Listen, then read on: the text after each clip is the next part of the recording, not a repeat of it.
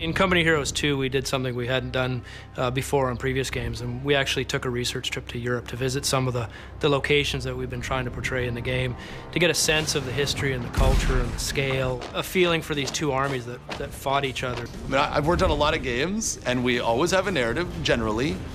Most of them, even when there's a seriousness to it, they're not quite as gritty or real as this one. In Company Heroes 2, we've covered all of the well-known battles of the Eastern Front. Players are going to be able to fight in the ruins of Stalingrad, defend the city of Leningrad, ultimately push all the way to the Battle of Berlin. We base our story on history. There's a number of characters that we've kind of composited into ours. They're really trying to get their experiences across and, you know, portray the horror and terror of World War II in a way that is sensitive but unflinching.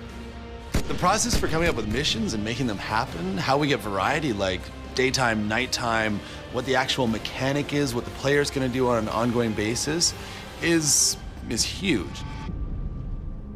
We've expanded quite a bit from Company of Heroes 1. We've got missions where you're leading a small group of snipers through a countryside, eliminating German officers. We've got a mission where you're sieging a castle. They actually fought with modern weapons at some of these places. So you had tanks and machine guns where you might typically think about knights and, you know, swords. The campaign itself is based on, you know, poring over history books, reading personal journals and records from soldiers. So although we can't recreate those battles exactly as they were, we try to capture some aspect, some element of what they might have felt like. We want to pull people through playing one mission where maybe it's a little bit tough to deal with the elements that are in that mission because horrible things are happening. Horrible things happen on the Eastern Front. That's an authentic part of the experience. But at the same time, we know that needs to swing upwards, and so we'll look for something that's going to be like, what's going to be really fun? What's going to be really fun is storming through German lines with tanks. Yeah, let's do that.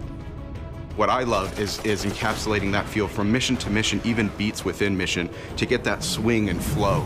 And I love it when it comes together and you really feel like you played one mission and got like 3 different experiences.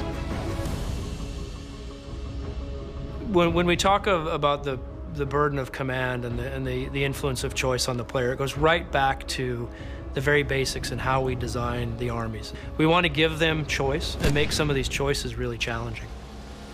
Some of those decisions involve whether to go back and rescue troops that have been lost, and in other situations, whether to blow up a bridge to prevent the Germans from crossing it, knowing full well that you have Russians on the other side.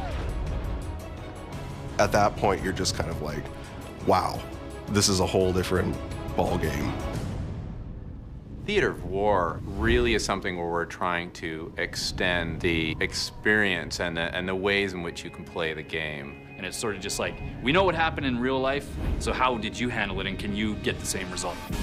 It's not competitive multiplayer. You don't have to worry about winning or losing. It's about you exposing yourself to the historical arc of World War II, but also to dig into some of the tactics that were used to help you become a better player, so when you're ready to jump into multiplayer, you have that experience behind you. RTSs are inherently abstracted. You know, the camera's up high, and to deliver emotion and the kind of narrative experience that you want in a game is challenging. You're playing from a distance. Often players feel like the hand of God. They feel like they're just kind of controlling these little tiny men, but we wanted the player to feel like each soldier mattered. We have real places with their distinct landmarks. Like when you fight in Berlin, there are places there that you would recognize if you've seen, you know, photos of Berlin from that time, or even been there and seen the ruins of those buildings. We put a lot of detail in the battlefield, so you can zoom down and see it. And once you've seen it, you know it's there, and that, you know, level of detail, even with the camera pulled up, ties you to the experience, sort of immerses you in the game. The feel of Company of Heroes comes from so many systems working together to immerse the player in that environment. The audio has always been incredible. The authenticity of the weapons, the movement of the soldiers, all of those things work together to pull the player into the game. As you play through as a player, I think it's impossible not to get deeper and deeper in that experience. It's real, it's gritty, it's dark, and by the end of it, you can't help but feel attached to the outcome.